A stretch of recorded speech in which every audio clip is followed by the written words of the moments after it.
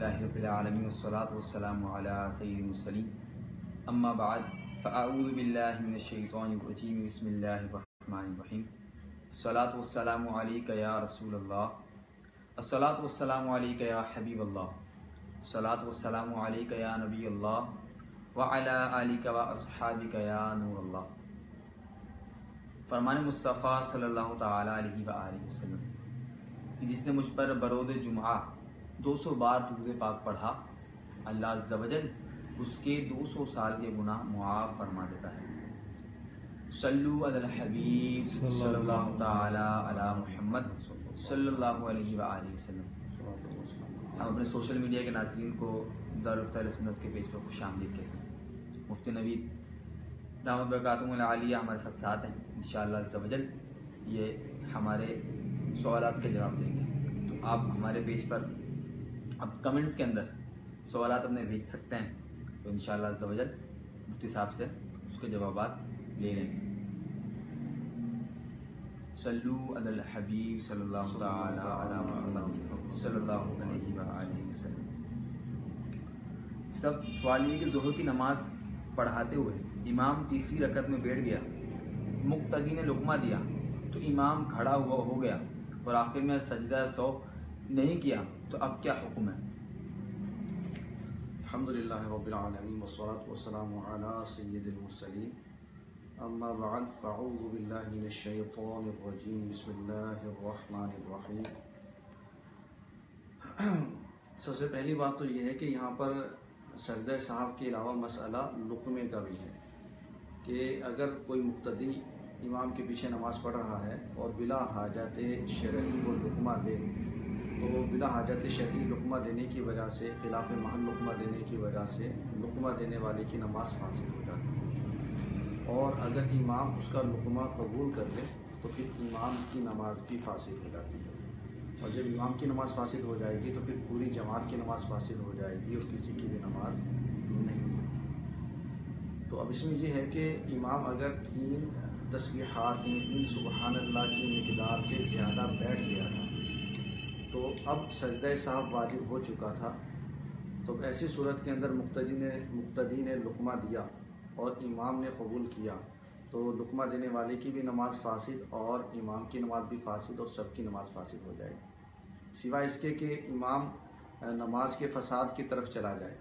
مثلا مطلب یہ کہ وہ پورا تشہد وغیرہ پڑھ کے سلام پھیرنے لگے، اگر سلام پھیرنے لگے تو اس وقت مقتدی لقمہ دے کے امام سلام پھیر دے گا تو نماز فاسد ہو جائے گی، تو اب مقتدی لقمہ دے گا اور امام اس کا لقمہ قبول کر کے کھڑا ہوگا۔ تو خیر اگر ایسی صورت ہے کہ جس میں لقمہ صحیح طور پر دیا اور سجدہ صاحب لازم ہوتا تھا تو امام پر لازم ہے کہ وہ سجدہ صاحب کرے، اور اگر سجدہ صاحب نہیں کیا اور دونوں طرف سلام پھیر دیا اور سلام پھیرنے کے بعد ابھی تحریمہ نماز میں ہے، یعنی کہ اس نے ایسا عمل نہیں کیا کہ جو منافی نماز ہے، جیسے کہ کھانا پینا، کسی سے دنیاوی کلام کرنا، مسجد میں ہے تو مسجد سے باہر نکل جانا، اگر کوئی ایسا کام نہیں پایا گیا تو وہ بنا کرتے ہوئے سجدہ صاحب کر سکتا ہے، اور اس کے پیچھے جن مقتدیوں نے یہ عمل نہیں کیا وہ بھی سجدہ صاحب کر سکتے ہیں، اور اگر کوئی ایسا کام کر لیا تو پھر بنا نہیں ہو سکتی، یہ نماز واجب الاعادہ ہو جائے گی اور اس کا دوبارہ اعادہ کیا جائے۔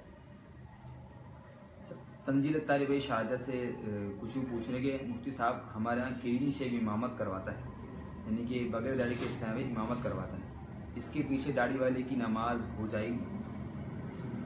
اس میں کلین شیو اگر امام ہے تو داڑھی والا درکنار بغیر داڑھی والے کی بھی نماز نہیں ہوگی، کیونکہ داڑھی منڈانا شریعت میں حرام اور گناہ ہے، اور یہ ایک ایسا گناہ ہے کہ یہ ہر داڑھی منڈے کے چہرے پر لکھا ہوا ہے کہ یہ گناہ اعلانیہ گناہ ہے، اور داڑھی منڈانے والا فاسق معلن ہے، اور فاسق معلن کو امام بنانا ناجائز اور گناہ ہے، اور اس کے پیچھے پڑھی گئی نماز واجب الاعادہ ہے۔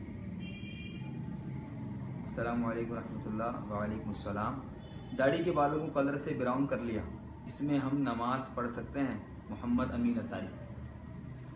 اب براؤن کر لیا تو براؤن کرنے میں حرج نہیں ہے، نماز بالکل پڑھی جا سکتی ہے، سوائے اس کے کہ اس کلر کا جرم نہ ہو۔ اگر کلر ایسا ہے کہ اس کا جرم یعنی تہ چڑھ جاتی ہے، تو تہ چڑھ جانا یہ پانی کے نفوذ سے مانع ہوتی ہے، تو ایسی صورت میں وضو اور غسل وغیرہ نہیں ہو پائے گا، اور پھر جب وضو اور غسل نہیں ہوگا تو پھر نماز بھی نہیں ہو پائے گی۔ اور اگر کلر ایسا ہے کہ اس کا فقط رنگ آتا ہے، جرم نہیں چڑھتا، تو پھر کوئی حرج نہیں۔ ڈیجیٹل تصویر کے بارے میں کیا فتویٰ ہے اور تصویر بنوانا کس صورت میں حرام ہے؟ جواب ارشاد فرمائیں۔ ڈیجیٹل تصویر سے مراد یہ ہے کہ وہ تصویر ابھی کسی کیمرے میں ہے یا لیپ ٹاپ میں ہے یا اس کی سافٹ کاپی ہے، ابھی ہارڈ کاپی نہیں نکالی گئی، یعنی اس کا پرنٹ آؤٹ وغیرہ نہیں نکالا گیا، تو اس پر تصویر کے احکامات جاری نہیں ہوتے۔ تو تصویر کے احکامات جاری نہ ہونے کی وجہ سے اس میں جواز رہے گا جب تک وہ فی نفسی ہی جائز ہو، ورنہ اگر وہ اس میں بے حیائی کی پکچر ہے، بے حیائی کی تصویر ہے یا دیگر ناجائز کاموں کی تصویر ہے، تو دیگر احکامات اس پر نافذ ہو جائیں گے۔ فی نفسی ہی اپنی تصویر ہے یا کوئی جائز چیز ہے، اور جب تک اس کی ہارڈ کاپی نہ نکالی جائے، یعنی پرنٹ آؤٹ نہ نکالا جائے، تو اس وقت تک جواز کا حکم ہے کہ شرعاً اس پر تصویر کا حکم نہیں آتا۔ اگر اس کا پرنٹ نکال لیا گیا تو پرنٹ نکالنا ناجائز ہوگا کہ تصویر کے احکامات اس پر لاگو ہو جائیں گے، اور تصویر میں فقط چہرہ کافی ہے، پورا جسم ہونا ضروری نہیں ہے، کیونکہ حضرت ابو ہریرہ رضی اللہ تعالیٰ عنہ سے مروی ہے کہ آپ رضی اللہ تعالیٰ عنہ ارشاد فرماتے ہیں، اصل صورت الراس، کہ چہرے کی جو اصل ہے، تصویر کی جو اصل ہے، تصویر کی جو بنیاد ہے وہ چہرہ ہے۔ چہرے کی تصویر بنا لی گئی تو گویا کہ پوری تصویر ہی بنا لی گئی، اور اسی وجہ سے تصویر کے اندر چہرہ بنانا بھی حرام ہوتا ہے۔ تو چہرہ اگر تصویر میں آ گیا ہے تو وہ تصویر ناجائز ہے۔ البتہ یہ کہ بعض صورت مستثنیٰ ہیں، ضرورت شرعیہ کی بنا پر، حاجت شرعیہ کی بنا پر، جس طرح کہ پاسپورٹ وغیرہ ہے، آئی ڈی کارڈز وغیرہ ہیں کہ ان میں تصویر ضروری ہوتی ہے، اس کے بغیر آدمی کے لیے چارہ نہیں ہے، تو پاسپورٹ وغیرہ کی اور آئی ڈی کارڈز وغیرہ کی تصویر حاجت شرعیہ کی بنا پر یہ جائز ہے اور اس کی اجازت ہے۔ ایک سائن میں پوچھنی ہے کہ انزل نام رکھنا کیسا ہے، پلیز اس کا مطلب بھی بتا دیں، جزاک اللہ۔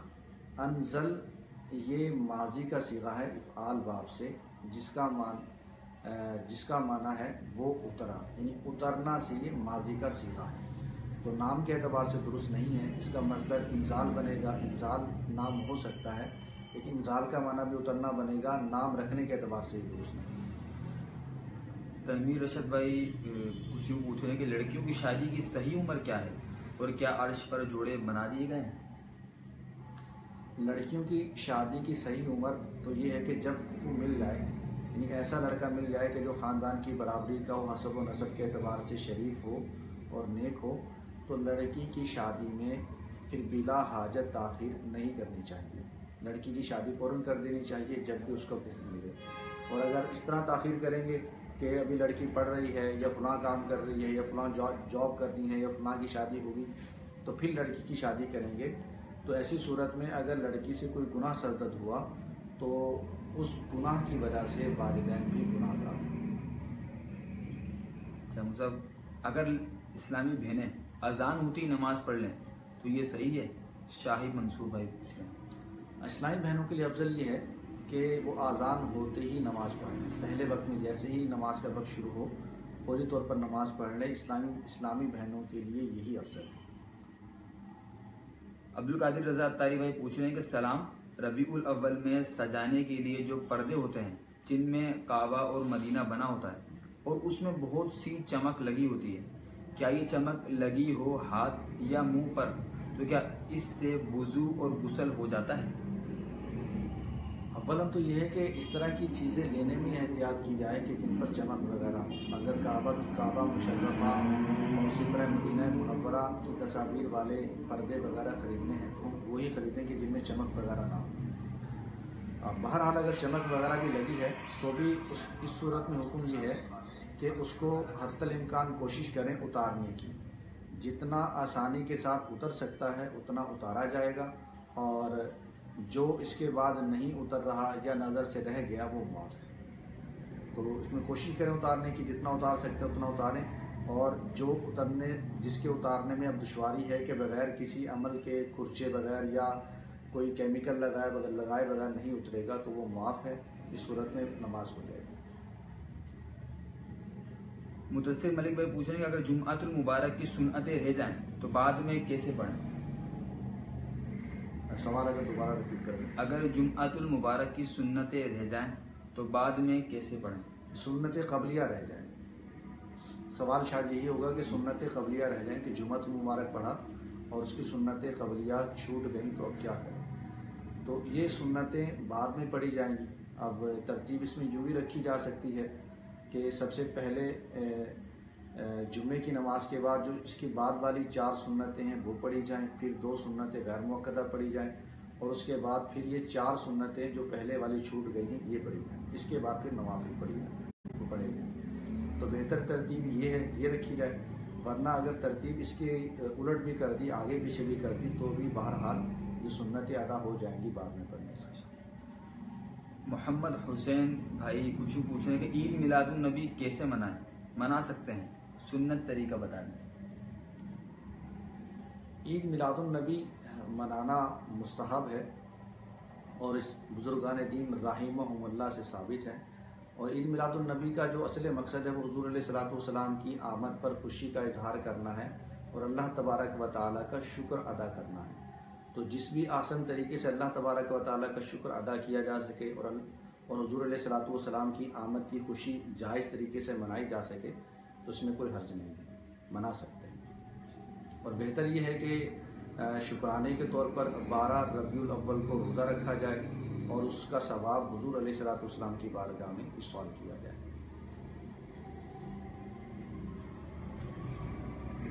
हाफिज़ उमर अत्तारी भाई कुछ पूछ रहे हैं कि सलाम हुज़ूर, वालेकुम सलाम, क्या बद मजहबों से मदरसा जामिया के लिए अतियात लिए जा सकते हैं? किसी भी बद मज़हब से गुमराह से किसी भी किस्म के अतियात वगैरह नहीं लिए जाएंगे कि हदीस पाक में कि ला नस्तईनु बिल मुशरिकीन, कि हम किसी भी मुशरिक गैर मज़हब वाले से अपने दीनी काम में मदद नहीं लेते। शाहिद हुसैन भाई अस्सलाम वालेकुम। वालेकुम सलाम। हज़रत से सवाल है कि शैतान किस वजह से मरदूद बना, अल्लाह के हुक्म से इनकार की वजह से या हज़रत आदम अलैहिस्सलाम से बुग़्ज़ की बिना पर, आप अलैहिस्सलाम की इज्जत अज़मत के इनकार की वजह से? जवाब इरशाद फरमाते। सर बुनियादी सबब जो है अल्लाह तबारक व तआला के हुक्म का इनकार है। इसके असबाब मुतअद्दिद बन सकते हैं, जिस तरह हज़रत आदम अलैहिस्सलाम को सजदा ना करना, यूँ ही हज़रत आदम अलैहिस्सलाम से बुग़्ज़ रखना। लेकिन दर हकीकत चूँकि उसने अल्लाह तबारक व तआला के हुक्म का इनकार किया, इस वजह से वो रांदे दरगाह हुआ। अब इसमें एक और सवाल ये पैदा हो सकता है कि जब शैतान अल्लाह तबारक व तआला की बज़ाहिर मारिफत रखता था तो फिर ये ऐसे काम में क्यों पड़ा और उसने अल्लाह तबारक व तआला की नाफरमानी क्यों की? तो उसके अंदर एक चीज़ जो बयान की जाती है वो ये बयान की जाती है कि अल्लाह तबारक व तआला के मकबूल बंदों से बुग़्ज़ रखना, कि अगर किसी के दिल में अल्लाह तबारक व तआला के नेक बंदों से, मकबूल बंदों से बुग़्ज़ है, कीना है, तो उससे फिर ऐसे काम सरजद होते हैं कि जो अल्लाह तबारक व तआला की नाफरमानी वाले होते हैं और रांदाए दरगाह होने वाले होते हैं। तो शैतान ने हज़रत आदम अलैहिस्सलाम से बुग़्ज़ रखा जो कि अल्लाह तबारक व तआला के मकबूल बंदे थे। तो इस बुग़्ज़ की बिना पर इससे ये काम सादिर हुए कि इसने अल्लाह तबारक व तआला की नाफरमानी की, अल्लाह तबारक व तआला का हुक्म मानने से इनकार किया और रांदाए दरगाह हुआ। तो अल्लाह तबारक व तआला भी हमें अपने मकबूल बंदों से बुग़्ज़ रखने से दूर फरमाए और उनसे मोहब्बत करने की तौफ़ीक़ अता फरमाए। आमीन। तंबाकू वाला पान खाना जायज़ है या नाजायज़? तंबाकू वाला पान खाना मुबाह है, मतलब ये है कि ना तो उसमें कोई सवाब है ना इसमें कोई गुनाह है। हाँ, अगर तंबाकू इतना ज़्यादा है कि जो हद तफ्तीर तक पहुँच जाता है, कि इतना ज़्यादा तेज़ तंबाकू है कि जिससे दौरान सर हो जाता है, चकराना शुरू हो जाता है, जिसको हम कहते हैं जिसको नशा आ रहा है, कि ऐसी हालत हो जाती है कि जिसको उर्फ़न नशा शुमार किया जाता है और इसको फ़िकी ज़बान में तफ्तीर कहा जाता है कि हद तफ्तीर तक अगर वो खा लेता है तो वो गुनाहगार होगा। मोहम्मद इरफान अत्तारी भाई कह रहे हैं कि मोहम्मद फ़कीर नाम रखना कैसा? मोहम्मद फ़कीर मुनासिब नहीं।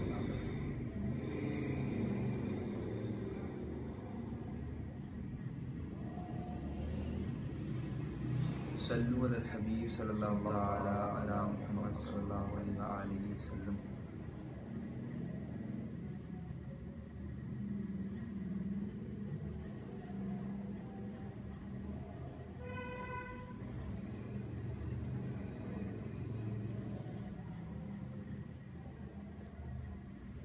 آندھی میں ایک اسلامی بہن کو 100 کا نوٹ ملا، اس کا کیا حکم ہوگا؟ جواب عنایت فرمائیں۔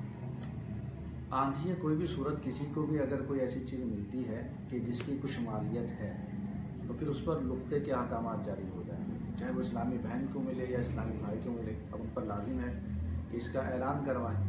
اب اسلامی بہن خود تو اعلان نہیں کر سکتی، تو اب اپنے کسی محارم کے ذریعے، جاننے والوں کے ذریعے معلومات کرائیں کہ یہ نوٹ کس کا ہے۔ اگر پتہ چل جاتا ہے تو اس کے مالک کو دے دیا جائے، اور اگر نہیں پتہ چلتا اور امید جاتی رہتی ہے، یعنی یہ ظن غالب ہو جاتا ہے کہ اب اس کا مالک نہیں ملے گا، تو اب ایسی صورت میں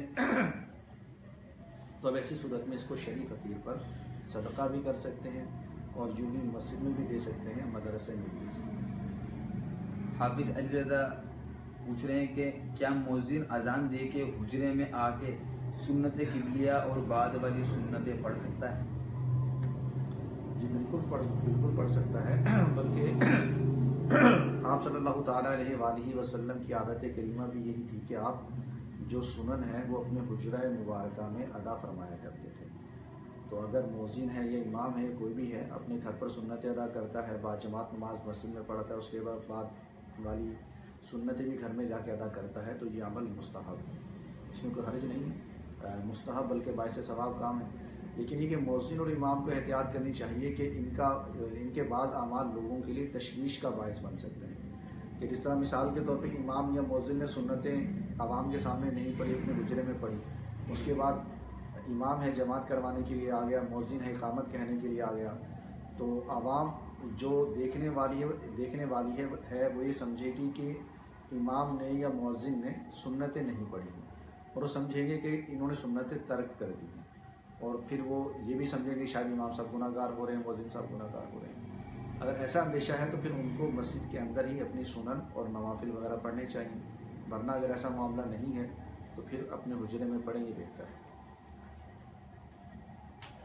کیا فرماتے ہیں علماء کریم اس بارے میں کہ زید کو اس کے بھائی نے کسی قسم سے روکنے کے لیے رسول اللہ صلی اللہ تعالیٰ علیہ وآلہ وسلم کی قسم کھا کر کسی کام کا نہ کرنے کے بارے میں زبردستی قسم لی ہو، اس طرح کی قسم ہو جاتی ہے یا نہیں؟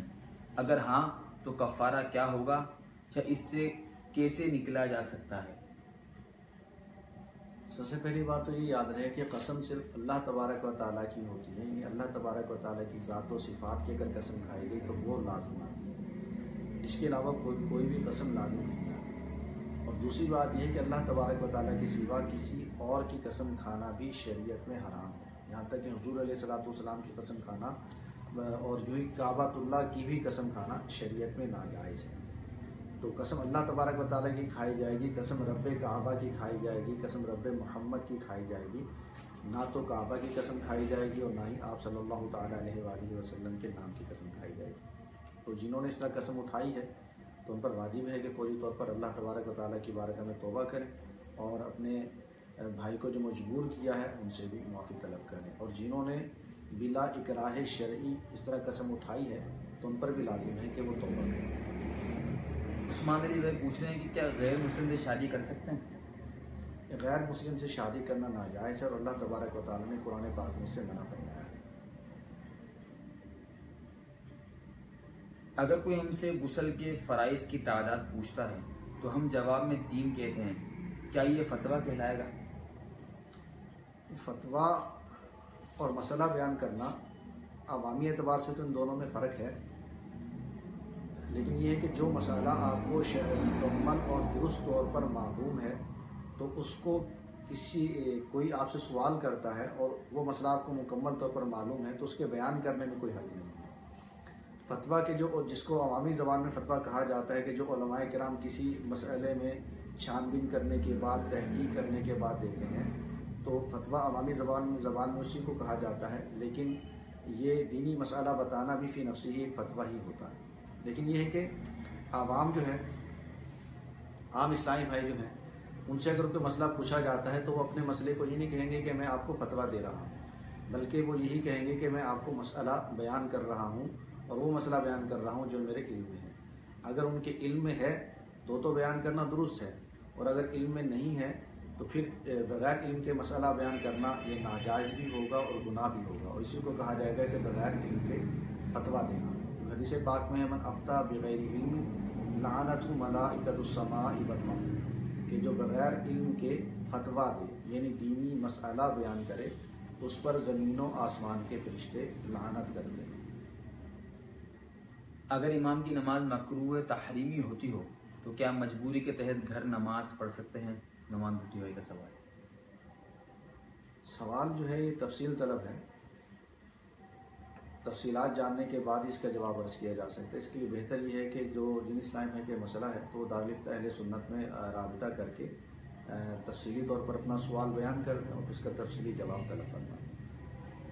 غلام صاحب وہی پوچھ رہے ہیں کہ ظہر کی سنت امام نے نہیں پڑھی تو کیا اس امام کے پیچھے نماز ہو جائے گی؟ امام کے پیچھے نماز ہو جائے گی، لیکن امام کو بلا وجہ شرعی سنتوں کا ترک نہیں کرنا چاہیے، اور بلکہ اگر سنت جماعت کا وقت ہو بھی گیا ہے تو ایسی صورت میں امام کو چاہیے کہ وہ مقتدیوں کو کچھ دیر انتظار کرنے کا کہے اور پہلے اپنی سنتوں کو ادا کرے اور پھر جماعت کروائے۔ لیکن اگر سنتیں ترک کر کے اس نے جماعت کروا دی ہے اور بعد میں سنتیں پڑھی ہیں تو جماعت بہرحال ہو جائے گی۔ شمس محمود ہے پوچھ رہے ہیں فجر کی نماز سے پہلے عشاء کی نماز ادا ہو جاتی ہے؟ ان کا سوال اگر دوبارہ دہرا دیں۔ فجر کی نماز سے پہلے عشاء کی نماز ہو جاتی ہے؟ فجر عشاء کی نماز کا جو وقت ہے فجر کی نماز سے پہلے تک ہی ہے، تو اگر کسی نے اتنی تاخیر کر دی ہے کہ تہائی رات، اولاً تو یہ ہے کہ عشاء کی جو نماز ہے تہائی رات تک مؤخر کرنا مستحب ہے، اور پھر اس کے بعد یہ ہے کہ نصف رات تک مؤخر کرنا یہ ناپسندیدہ عمل ہے، اور اس سے زیادہ مؤخر کرنا مکروہ ہے۔ بہرحال اگر اس سے زیادہ بھی مؤخر کر دی تو بھی وہ وقت عشاء کا ہی ہے، اس وقت میں بھی نماز پڑھی تو یہ نماز ہو جائے گی، اور لیکن یہ وقت جو ہے فجر کا وقت شروع ہونے سے پہلے تک ہے۔ اگر فجر کا وقت شروع ہو گیا تو پھر اب یہ عشاء کی نماز قضا ہو جائے گی، لیکن فجر کا وقت شروع ہونے سے پہلے بھی اگر کسی نے عشاء کی نماز پڑھی ہے تو وہ عشاء کی نماز اپنے وقت میں ہوگی، وقت میں شمار کی جائے گی اور وہ عشاء کی نماز ادا ہی کہلائے گی۔ عثمان علی بھائی پوچھ رہے ہیں کہ ہم انلیگل طور پہ یعنی غیر قانونی طور پر ملک سے باہر جاتے ہیں کمانے کے لیے، تو کیا جو رزق ہم وہاں کمائیں گے وہ مال ہمارے لیے حلال ہوگا؟ پہلے یہ یاد رکھیں کہ لیگل طور پر اس طرح ایک ملک سے دوسرے ملک جانا اور اپنی جان کو اذیت میں اور تکلیف میں ڈالنا شریعت میں سخت منع ہے، اور پھر اس میں بہت سارے ناجائز کام بھی ہوتے ہیں، مثلا بعض جگہ پر رشوتیں بھی دینی پڑتی ہیں، بعض جگہ پر جیل میں بھی جانا پڑتا ہے، اور بلا وجہ شرعی جیل میں جانا کہ آپ پر کوئی شریعت نے واجب نہیں کیا تھا جیل میں جانا، اور نہ ہی آپ کی یہ کوئی ایسی ضرورت ہے کہ آپ جیل کے اندر جائیں، تو اپنے آپ کو ایسے کام پر پیش کرنا کہ جس کی وجہ سے آپ کو جیل جانا پڑے، تو یہ جیل جائیں گے دنیاوی طور پر ذلت ملے گی، لیکن شرعی طور پر بھی آپ گناہ گار ہوں گے کہ یہاں پر آپ نے اپنے آپ کو بلا وجہ شرعی بخوشی اپنے آپ کو ذلت پر پیش کیا ہے، اور اسی طرح رشوت دینی پڑے گی تو رشوت دینے پر بھی گناہ گار ہوں گے، تو یہ یوں انلیگل طور پر بیرون ملک جانا بہت سارے گناہوں کا مجموعہ بنتا ہے۔ بہرحال اگر آپ وہاں پر پہنچے اور وہاں پہنچ کر آپ نے جائز کام کیا اور جائز کام کر کے جائز آمدنی کمائی اور جائز پیسہ کمایا تو وہ آپ کے لیے جائز ہوگا، انلیگل جانے کی بنا پر وہ آپ کی جائز کمائی ناجائز نہیں ہوگی۔ سلام مفتی صاحب، کیا فرض نماز کی تیسری اور چوتھی رکعت میں سورہ فاتحہ کے بعد اگر آمین یا بسم اللہ پڑھ لی تو کیا حکم ہے؟ ارشد رضا بھائی۔ فرض نماز کی تیسری اور چوتھی رکعت میں سورہ فاتحہ کے بعد آمین اور بسم اللہ پڑھ لی تو اس میں نماز پر کوئی فرق نہیں پڑے گا، یہاں تک کہ اگر سورت بھی ساتھ میں ڈالی تو بھی نماز پر کوئی فرق نہیں پڑے گا، بلکہ اگر کوئی منفرد ہے یعنی اکیلا نماز پڑھ رہا ہے اور فرض پڑھ رہا ہے، مثلا جیسے ظہر کے ہیں یا عشاء کے ہیں یا عصر کے ہیں، تو منفرد فرض پڑھنے والے کے لیے مستحب یہ ہے کہ وہ سورہ فاتحہ کے بعد سورت ملائے، اور اگر جماعت کے ساتھ ہے اور امام ہے، یعنی کہ یہ امام ہے اور جماعت کروا رہا ہے، تو پھر ایسی صورت میں اس کے لیے افضل یہ ہے کہ تیسری اور چوتھی رکعت میں سورہ فاتحہ پر اکتفا کرے اور اس کے ساتھ سورت نہ ملائے۔ غلام مرتضیٰ بھائی پوچھ رہے ہیں کہ اکاؤنٹنٹ کی جاب کے دوران بعض اوقات کمپنیز بینک سے لون لیتی ہیں اور اس کا وہ سود بھی ادا کرتی ہیں، اور بعض دفعہ امپورٹ کی رقم کی ادائیگی پر بینک مارک اپ چارج کرتے ہیں، جس کا سارا حساب کتاب رکھنا کمپنی اکاؤنٹ کا کام ہوتا ہے۔ اب اس صورت حال میں اکاؤنٹنٹ کی روزی حلال ہے؟ اکاؤنٹنٹ کی مختلف صورتیں ہوتی ہیں۔ ایک تو ہے کہ عام کمپنی ہے جو کوئی بھی پروڈکٹ وغیرہ بناتی ہے اور وہ پروڈکٹ بھی جائز بناتی ہے، اس کا حساب کتاب رکھنے کے لیے اکاؤنٹنٹ رکھا گیا ہے، تو ایسے اکاؤنٹنٹ کا اجارہ فی نفسی ہی جائز کام پر ہوتا ہے، تو جائز کام پر ہونے کی وجہ سے اس کی آمدنی جو ہوگی یہ اس کے لیے جائز ہوگی۔ اب بعض اوقات ضمناً بہت سارے ناجائز کام کرنے پڑ جاتے ہیں، جس طرح اکاؤنٹنٹ ہے تو ضمناً بعض اوقات سود کا حساب کتاب کرنا پڑ جاتا ہے، مارک اپ کا حساب کتاب کرنا پڑ جاتا ہے، تو ایسی صورت میں یہ کمپنی کو حساب کتاب کرنے سے منع کر دے گا کہ میں سودی حساب کتاب اور ناجائز حساب کتاب نہیں کروں گا۔ اگر یہ منع نہیں کرتا اور وہ سودی اور ناجائز حساب کتاب کرتا ہے تو یہ گناہ گار ہوگا، لیکن اس کی آمدنی بہرحال اس کے لیے جائز ہوگی۔ محمد نعیم بھائی پوچھ رہے ہیں اگر کسی رات وتر نہ پڑھ سکا تو بعد میں کیا قضا پڑھے اور توبہ بھی کرنی ہوگی؟ وتر نہیں پڑھ سکا اور فجر کا وقت شروع ہونے سے پہلے پڑھ لیے تو پھر تو یہ قضا نہیں ہے، یہ وقت میں ہی ادا کرنا ہے۔ البتہ فجر کا وقت شروع ہو گیا تو پھر یہ وتر قضا ہو جائیں گے اور قضا کرنے کا سر گناہ بالکل آئے گا، اور اس سے توبہ بھی کرنی ہوگی، قضا بھی ادا کرنی ہوگی۔ اللہ تبارک تعالیٰ کی بارگاہ میں معافی مانگی ہے۔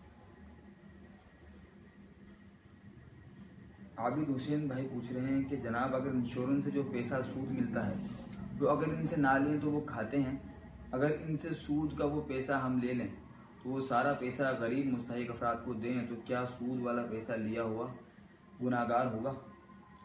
ایسی صورت میں ان کے لیے حکم یہی ہے کہ اصل رقم جو ہے وہ اپنے پاس رکھیں، اور جو زائد رقم بنی ہے پروفٹ کی جو کہ سود ہے اسے بغیر ثواب کی نیت کے چھٹکارا پانے کے لیے شرعی فقراء پر صدقہ کر دیں، تو یہی ان کے لیے حکم ہے۔ اور اگر صدقہ نہیں کریں گے، اپنے استعمال میں لے کے آئیں گے تو گناہ گار ہوں گے۔ اور دوسرا یہ کہ اگر یہ ذہن ہو کہ ہم معاذ اللہ اس طرح کے ناجائز کام کریں اور غریب لوگوں کی مدد کریں تو اس کی شریعت میں اجازت نہیں۔ جس طرح بعض اوقات بعض لوگوں کا پیسہ بینکوں میں رکھا ہوا ہوتا ہے اور وہ اپنا فکسڈ اکاؤنٹ کھلوا لیتے ہیں جس پر پروفٹ ملتا ہے، اور اس پروفٹ کو خود نہیں لیتے بلکہ غریب لوگوں پر صدقہ کرتے ہیں اور کہتے ہیں کہ ہم تو یہ غریب لوگوں کے لیے لیتے ہیں۔ تو یوں غریب لوگوں کے لیے بھی لینا جائز نہیں، کیونکہ صدقہ کرنا فی نفسی ایک مستحب عمل ہے اور سود لینا حرام ہے، تو کسی بھی مستحب عمل کے لیے حرام کام نہیں کیا جائے گا۔ اور اس صورت میں تو یہ ان کے لیے مستحب عمل بھی نہیں ہے، بلکہ ان پر تو یہ واجب تھا کہ یہ سود نہ لیتے، اور ان کے لیے حکم یہ تھا کہ یہ سود نہ لیتے، اور اگر سود لے لیا تھا تو اب ان کا صدقہ کرنا یہ باعث ثواب کام نہیں ہے، بلکہ ایک ناجائز رقم، ناجائز پیسہ ان کے پاس آ گیا ہے، ان سے چھٹکارا پانا ہے، اور چھٹکارا پانے کے لیے شریف فقراء کو دینا ہے۔ تو ایسا اگر کوئی بندہ ذہن بنا کر سودی اکاؤنٹ کھلواتا ہے کہ میں لوگوں پر صدقہ کروں گا تو وہ ہرگز نہ کرے کہ اس کے لیے کوئی باعث ثواب کام نہیں ہے بلکہ گناہ کا کام ہے۔ مومن طالب پوچھتے ہیں کہ بیمہ پالیسی کا کیا حکم ہے؟ اب بیمہ پالیسی شرعاً ناجائز ہے کہ یہ سود اور جوئے پر مشتمل ہے کہ اس میں پہلی 3 قسطیں بھرنا ضروری ہوتی ہیں۔ اگر آپ 1 یا 2 قسطیں بھرنے کے بعد وڈرا ہونا چاہتے ہیں، چھوڑنا چاہتے ہیں تو آپ کے پیسے ضائع ہو جائیں گے، جو کہ سیدھا جوا ہے، جو کہ شریعت میں حرام ہے۔ اور 3 قسطوں سے زیادہ اگر آپ بھر دیتے ہیں تو پھر آپ کو یہ پروفٹ کے ساتھ سود کے ساتھ واپس ملیں گے، اور سود بھی شریعت میں حرام و ناجائز ہے۔ کیا غائبانہ طور پر بیعت ہو جاتی ہے؟ اصل میں بیعت جو ہے یہ ارادت کا اظہار کرنا ہے کسی صاحب منصب پیر سے۔ صاحب منصب سے مراد یہ ہے کہ جو پیر کرنے کی صلاحیت رکھتا ہے اور جس میں پیر بننے کی شرائط پائی جاتی ہے۔ تو جس میں پیر بننے کی شرائط پائی جاتی ہیں اس سے اپنی ارادت کا اظہار کرنا اور اس کا قبول کرنا، جب یہ دونوں چیزیں پائی جائیں گی تو ارادت کا اظہار کرنے والا مرید ہو جائے گا۔ ارشد رضا بھائی پوچھ رہے ہیں کہ اگر امام کے ساتھ ایک ہی مقتدی ہے تو وہ جماعت کروا سکتا ہے؟ اگر کروائے تو طریقہ کار کیا ہوگا؟ اگر امام کے ساتھ ایک مقتدی ہے تو بھی جماعت کروائی جا سکتی ہے، بلکہ دو آدمیوں کا جماعت کروا کے نماز پڑھنا ہی افضل اور مستحب ہے۔ تو اس میں طریقہ کار یہ ہوگا کہ جو مقتدی ہے، یعنی ایک ہی جو مقتدی ہے وہ امام کے ساتھ اس کے دائیں طرف بالکل برابر کھڑا ہوگا، کہ جہاں امام کھڑا ہے اس کے ساتھ بالکل برابر کھڑا ہوگا، اور کھڑا ہونے میں بہتر یہ ہے کہ اس کا مقتدی کا ٹخنا امام کے ٹخنے سے پیچھے ہو، اور اگر برابر ہو تو بھی حرج نہیں ہے، لیکن یہ یاد رہے کہ مقتدی کا ٹخنا امام کے ٹخنے سے آگے نہ ہو، کہ اگر مقتدی کا ٹخنا امام کے ٹخنے سے آگے ہو گیا تو پھر یہ امام سے مقدم ہو جائے گا، اور مقدم ہونے کی وجہ سے اس مقتدی کی نماز نہیں ہوگی۔ تو یہ ایک جو مقتدی ہے یا تو امام کے برابر رہے یا امام سے مؤخر رہے کہ اس کا ٹخنا امام کے ٹخنے سے پیچھے رہے۔ کیا بد مذہب کے پیچھے نماز ہو جاتی ہے؟ بد مذہب کے پیچھے نماز پڑھنا جائز نہیں۔ عثمان علی بھائی پوچھ رہے ہیں کہ زینہ امام نام رکھنا کیسا؟ دوبارہ اگر زینہ امام نام رکھنا کیسا؟ یہ زینہ نہیں ہوگا، یہ غالباً ہوگا زینت الامام۔ زینت جو اس کو اردو میں بھی لفظ زینت استعمال کیا جاتا ہے کہ امام کی زینت، یہ ایک لقب ہے، نام نہیں ہے، نام کے طور پر رکھنا درست نہیں ہے۔ طوطے کا گوشت حلال ہے؟ جی، طوطا حلال جانور ہے، حلال پرندہ ہے، اس کا گوشت حلال ہے۔ راجہ عبد الرحمن سے پوچھ رہے ہیں کہ آب زمزم کھڑے ہو کر کیوں پیتے ہیں؟ آب زمزم کھڑے ہو کر پیا جاتا ہے ادب اور تعظیم کی وجہ سے، کہ جو بھی پانی معظم ہے اس کو کھڑے ہو کے پینا اس کی تعظیم ہے، ادب ہے، تو اسی وجہ سے آب زمزم کو کھڑے ہو کر پیا جاتا ہے۔ اور دوسرا یہ ہے کہ آپ صلی اللہ تعالیٰ علیہ وآلہ وسلم نے بھی آب زمزم کو کھڑے ہو کر ہی نوش جاں فرمایا۔ ایک سامع پوچھ رہے ہیں کہ اگر نماز میں 4 رکعت کی نیت باندھی تھی، اگر دوسری رکعت میں ہی سلام پھیر لیا تو اب کیا نماز دوبارہ پڑھنی ہوگی؟ نماز کی نوعیت اگر ساتھ بیان کر دیتے تو آسانی ہو جاتی۔ اگر نوافل ہیں، 4 رکعت نفل کی نیت باندھی ہے، 2 پر سلام پھیر دیا ہے تو دوبارہ پڑھنے کی حاجت نہیں ہے، 2 رکعت ہی مکمل نفل ہو جائیں گے۔ البتہ وہ فرض تھی، نماز تھی، یا سنت مؤکدہ تھی، یا وتر وغیرہ تھے، تو پھر ایسی صورت میں وہ نماز فاسد ہو جائے گی، نئے سرے سے دوبارہ پڑھنی پڑے گی۔ اور اگر اس میں بھی بنا ہے، اگر بنا کر سکتا ہے تو بنا کرنا ممکن تھا، مثال کے طور پہ سلام پھیرتے ہی 2 رکعت پر سلام پھیرتے ہی یاد آ گیا کہ میں نے 4 رکعتیں پڑھنی تھی، تو فوری طور پر تیسری رکعت کے لیے کھڑا ہو جائے اور نماز مکمل کر کے آخر میں سجدہ سہو کرے۔ اور اگر سلام پھیرنے کے بعد وہ مسجد میں تھا تو مسجد سے باہر نکل گیا یا کوئی دنیاوی کلام کیا یا کھایا پیا تو اب بنا نہیں کر سکتا، نماز فاسد ہو چکی، نئے سرے سے دوبارہ پڑھنی۔ عابد حسین کشمیری میں پوچھ رہے ہیں کہ میرے ایک دوست نے آپ سے مجھ سے سوال پوچھا کہ اگر میلاد شریف کے دن میں جو کھانا بنا کر عام لوگوں میں تقسیم کروں، اس کے بجائے وہ پیسہ انتہائی غریب آدمی کو دے دوں تو مجھے اس کا ثواب میلاد شریف کے کھانے والا ملے گا یا اس سے کم ثواب ملے گا؟ اصل میں سب سے پہلی بات تو یہ یاد رکھی جائے کہ ثواب جو ہے یہ اللہ تبارک و تعالیٰ کی مشیت پر ہے اور بشرط قبولیت ہے، کہ جس عمل کو اللہ تبارک و تعالیٰ قبول فرمائے گا تو پھر وہ اپنی مشیت کے مطابق اس کا اجر بھی عطا فرمائے گا۔ تو جس عمل میں جتنا زیادہ اخلاص ہے اللہ تبارک و تعالیٰ کی بارگاہ میں اتنا ہی زیادہ مقبول ہے۔ اور پھر یہ کہ اللہ تبارک و تعالیٰ جو اجر و ثواب عطا فرماتا ہے اس میں قلت و کثرت نہیں دیکھی جاتی، کہ اجر و ثواب جو اللہ تبارک و تعالیٰ عطا فرماتا ہے وہ اس کی ایک رحمت ہے، یہ تھوڑی بھی بندے کے لیے بہت ہے۔ تو اب یہ دیکھیں کہ آپ کی رغبت کس طرف ہے، آپ کا دلی اخلاص کس طرف ہے۔ اگر آپ کا دلی اخلاص جو ہے وہ ربیع الاول میں دیگ پکا کر کھلانے میں ہے تو آپ دیگ پکا کر کھلائیں، اور آپ کا دلی اخلاص اس میں ہے کہ آپ فقراء کو پیسے دیں تو پھر آپ حضور علیہ الصلوۃ والسلام کی میلاد کی نیت سے فقراء کو پیسے دیں۔ تو جس میں اخلاص زیادہ ہوگا انشاءاللہ وہ عمل اللہ تبارک و تعالیٰ کی بارگاہ میں زیادہ مقبول ہوگا اور اس کی فضیلت بھی زیادہ ہوگی۔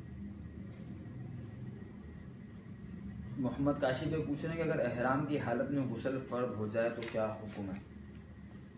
احرام کی حالت میں غسل فرض ہو جائے تو بھی غسل کیا جائے گا، جس طرح عمومی طور پر غسل کیا جاتا ہے. بس اس میں یہ احتیاط کی جائے گی کہ غسل کرتے ہوئے یہ ہے کہ غسل اس طرح کریں کہ کوئی بال وغیرہ نہ ٹوٹنے پائیں.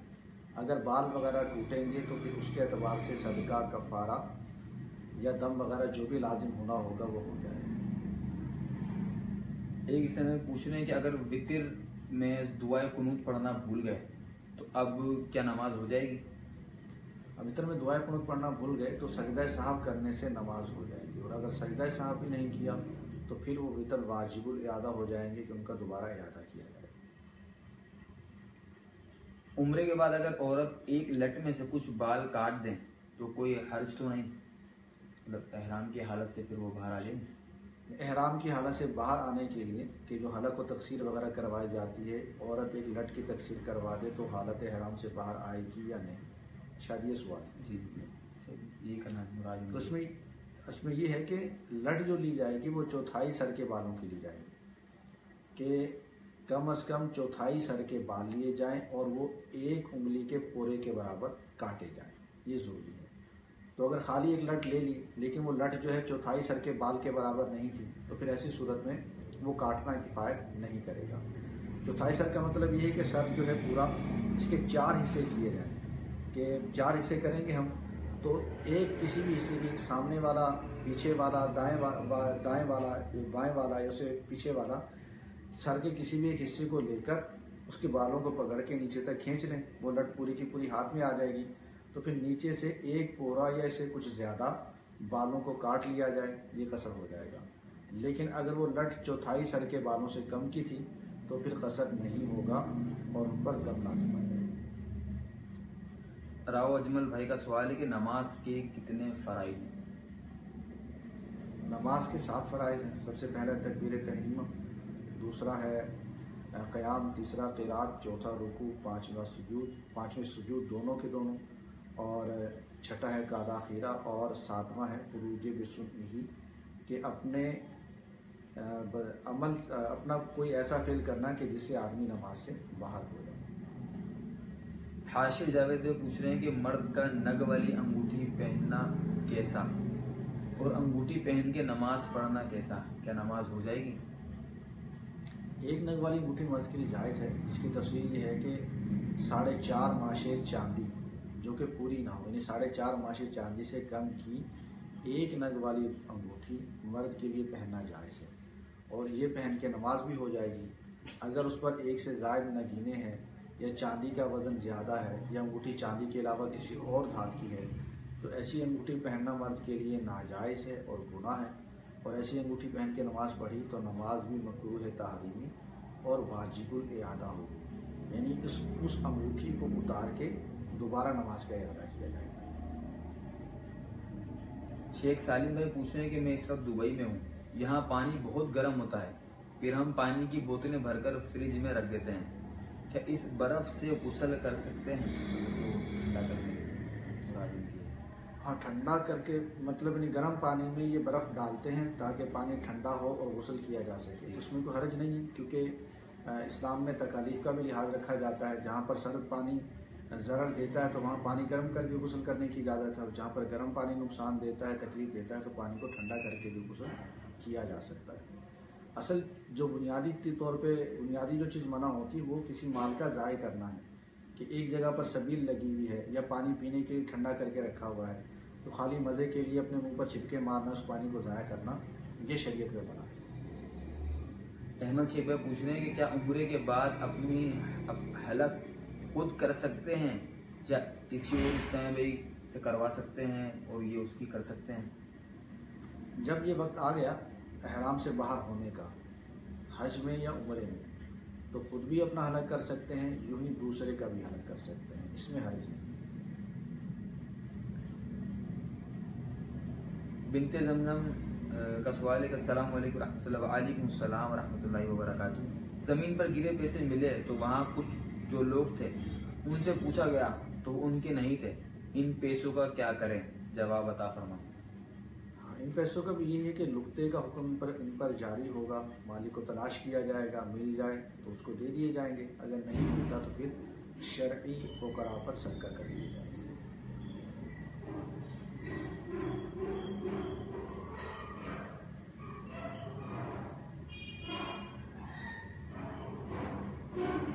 تنویر رشد بھائی پوچھ رہے ہیں کہ لڑکوں کی شادی کی صحیح عمر کیا ہے، اور کیا آج عرش پر جوڑے بنا دیے گئے ہیں؟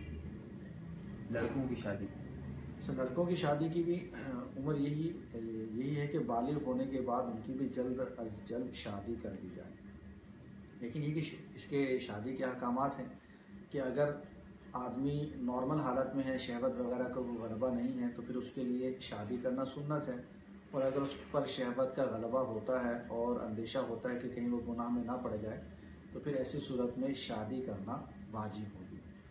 اور اگر یہ اس کو یقین ہے کہ اگر میں نے شادی نہ کی تو میں گناہ کر بیٹھوں گا اور معاذ اللہ غلط کام کر بیٹھوں گا، تو پھر ایسی صورت میں اس پر شادی کرنا فرض ہو جائے گی۔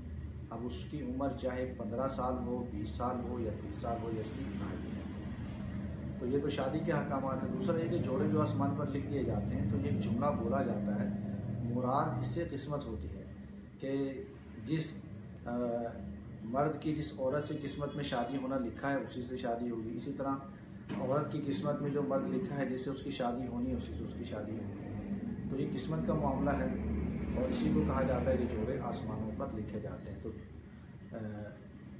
دیگر معاملات میں بھی اسی طرح قسمت کا عمل دخل ہوتا ہے کہ ہماری قسمت میں جو رزق ہے وہ ہمیں ملے گا، اور ہماری قسمت میں جب ہے کہ جب ہماری موت کا وقت آئے گا تو ہماری وفات ہوگی۔ تو یہ معاملہ قسمت کا ہے، کوئی الگ سے کوئی معاملہ نہیں ہے کہ جوڑے آسمانوں پر لکھے جاتے ہیں۔